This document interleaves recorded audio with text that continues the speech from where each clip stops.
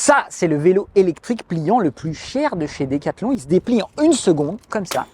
Mais alors, est-ce que c'est vraiment le meilleur rapport qualité-prix du marché?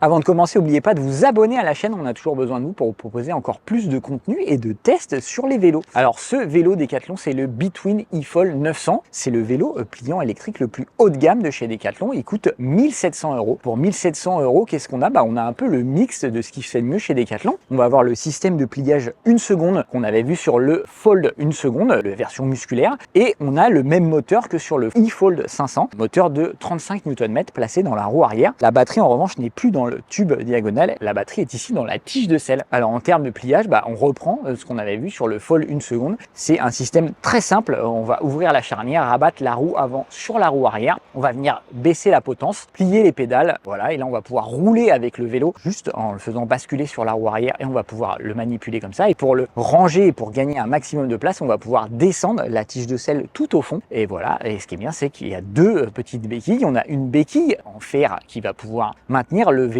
en position pliée mais avec la selle sortie, et on a également la tige de selle qui est également la batterie qui embarque un petit tampon en caoutchouc à sa base pour pouvoir faire reposer le vélo dessus. Et Decathlon a eu la bonne idée de faire sortir les câbles sur le côté pour ne pas abîmer les câbles. Évidemment, le plus impressionnant sur ce vélo, c'est le système de dépliage, ce qui suffit vraiment de tirer sur la selle et sur le guidon en même temps pour déclipper en gros et déplier et clipper le vélo, puisque les charnières sont automatiques. Le vélo va se verrouiller automatiquement en vraiment 1 seconde. Donc en sortant des transports, on va pouvoir circuler sur le quai en poussant son vélo plié, et dès qu'on va sortir, hop, on va déplier en 1 seconde, on monte sur le vélo et c'est parti. En termes d'encombrement, on est sur 53 cm de large contre 27 cm de large. Pour un Brompton, c'est clairement un gros handicap dans les transports. C'est pas tant que c'est volumineux, c'est surtout que c'est compliqué à transporter. On l'a pesé à 19 kg 24. Un Brompton, ça fait moins de 17 kg, le Brompton électrique. Et en fait, le Brompton va se porter avec ses 27 cm de large beaucoup plus près du corps. Celui-là, avec ses 53 cm de large, il va être beaucoup plus loin, et en pratique, en gros, quand on va descendre et monter des marches, on va plutôt le porter à 2 mains. Cet encombrement a quand même un avantage, on a des roues de 20 pouces, donc plus grandes que celle du Brompton qui est au 16 pouces, plus grande que celle aussi du Fold 1 seconde qu'on avait testé la version musculaire, et on a des pneus avec une section de 2 pouces de large,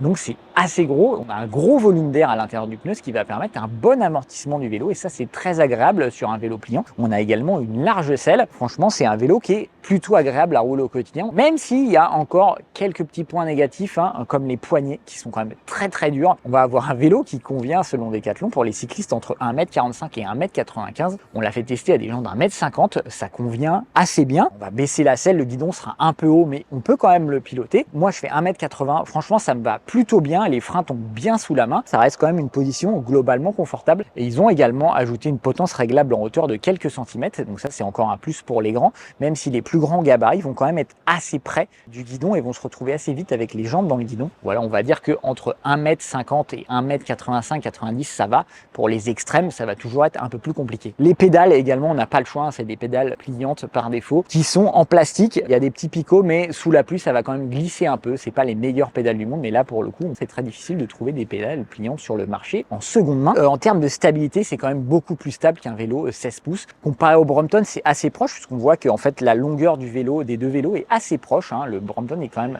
malgré ses petites roues, est un vélo qui est assez long. Et ici, on a des roues de 20 pouces plus grandes, mais on a la même longueur. Là, on peut clairement lâcher les deux mains, lâcher une main en toute confiance. Le vélo reste stable. On a 3 modes d'assistance. Le premier mode, mode 1, qui limite la puissance du moteur au minimum. C'est celui où on va avoir le plus d'autonomie, évidemment, mais ça aide pas vraiment. Dans les côtes, on va être à 10, 11 km/h. Sur le plat, on va être aux alentours de 15, 17 km/h. C'est pas un bridage de vitesse, c'est vraiment un bridage de puissance. En mode 2, on va pouvoir atteindre 20, 22 km/h. On va être aux alentours de 15 km/h dans les petites montées. En vrai, il n'y a que le mode 3 qu'on va pouvoir utiliser pour être vraiment à 25 km/h. Par contre, il n'y a pas de capteur de couple, et donc on a l'effet mobilette, c'est-à-dire qu'il suffit de faire semblant de pédaler et le vélo part. Pour ceux qui savent pas bien faire du vélo, ça peut faire peur puisqu'il n'y a pas de contacteur au niveau des freins. Donc si on prend un virage et qu'on appuie un peu sur les pédales, le vélo va partir. Même si on freine, il faut vraiment arrêter de pédaler pour arrêter l'assistance. Et ça, c'est un petit coup de main à prendre. En tout cas, c'est pas plaisant quand on fait du vélo, puisqu'on peut pas ajuster la vitesse. Si on suit quelqu'un qui va à 10 17 km/h, et en mode 3, on sera à 25 km/h et on peut pas aller moins vite. C'est impossible d'aller moins vite, même si on pédale tout doucement. C'est vraiment, on arrête de pédaler, le vélo ralentit et on remet un coup pour repartir. Ce vélo est équipé d'une transmission par chaîne assez classique avec un dérailleur Shimano Tournet d'entrée de gamme, 7 vitesses, avec une poignée tournante. C'est pas le meilleur des dérailleurs, clairement, ça va craquer un peu. C'est du matériel d'entrée de gamme sur un vélo à 1700 €. Ça fait un peu tâche, hein. On aurait préféré un modèle un petit peu au-dessus. Après, dans l'ensemble, ça reste un moteur moyeu arrière avec un capteur de pédalage. Donc en fait, on sait très bien que la plupart des gens vont pas trop servir des vitesses et vont se reposer sur le fait de pédaler dans le vide et être poussé par le vélo.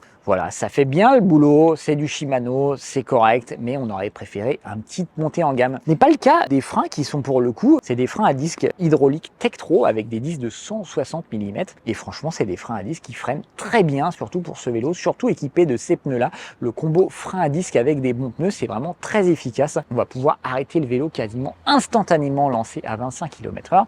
Et ça, c'est quand même un gage de sécurité. Petit point faible de ce vélo, c'est la béquille. Enfin, pas la béquille en elle-même, on est content qu'elle soit là, mais elle réduit énormément la garde au sol. Il faudra faire très attention lorsqu'on monte les trottoirs, hein, puisque l'avant est léger, donc on va pouvoir soulever l'avant pour franchir un trottoir et il y a moyen de taper fort la béquille. Alors en termes d'équipement, le vélo est assez bien équipé de série, mais on est sur des équipements qui vont pas au bout des choses, un peu médiocres. On a un éclairage qui est quand même très peu puissant, qui est propriétaire. Heureusement, il est relié à la batterie principale, donc au moins on va pas avoir à changer les piles ou à recharger les batteries de la lumière. La lumière est intégrée, par contre, il va falloir l'allumer à chaque fois qu'on allume le vélo et ça, c'est quand même assez pénible. Il n'y a pas de réglage pour avoir la lumière allumée par défaut. On a des garde-boue avant-arrière, mais le garde-boue avant est un peu trop court à notre goût, donc ça va se traduire par le bout des chaussures mouillées. Et c'est un autre point faible, ce garde-boue court, c'est comme le connecteur de batterie est situé sous le boîtier de pédalier, et on va s'en mettre plein les doigts. On peut également noter l'absence de porte-bagages sur ce modèle. Alors petite pingorerie de Décathlon, hein, puisqu'à 1700 €, il n'y a pas de porte-bagages, mais quand même on peut en acheter un à 35 €. Voilà, faudra rajouter un petit billet. Bon, on n'est plus à ça près. À l'avant, par contre, on a un porte-sacoche intégré. Alors là, c'est pareil, il va falloir prendre la sacoche intégrée Décathlon, mais elle est quand même bien faite. Elle reprend un peu les codes de chez Brompton. Elle va pouvoir se clipper directement à l'avant. Au niveau du poste de pilotage, on retrouve la petite sonnette néo-rétro et un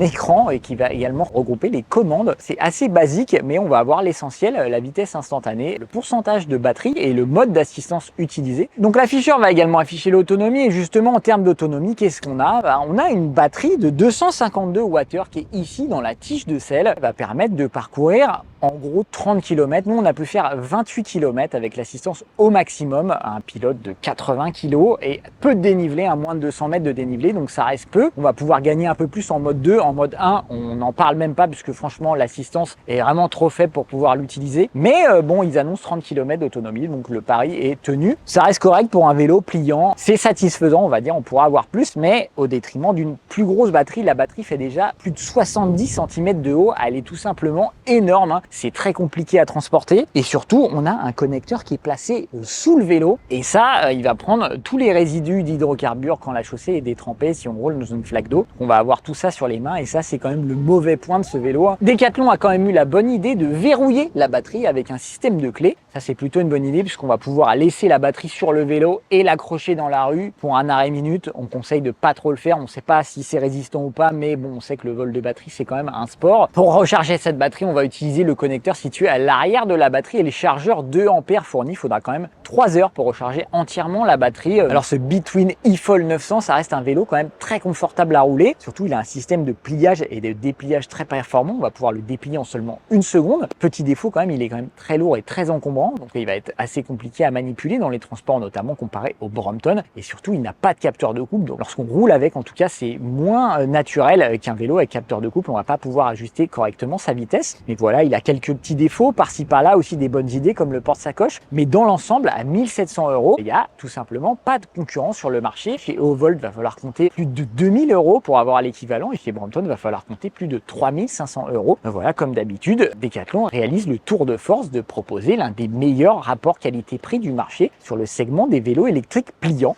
Voilà, c'est tout pour ce test. On vous invite à vous abonner à la chaîne si c'est pas déjà fait, activer les notifications pour être au courant de toutes les vidéos, lâchez un petit pouce, ça fait toujours plaisir. Posez vos questions dans les commentaires, on se fera un plaisir d'y répondre. Et sur ce, on se dit à la prochaine vidéo pour un prochain test.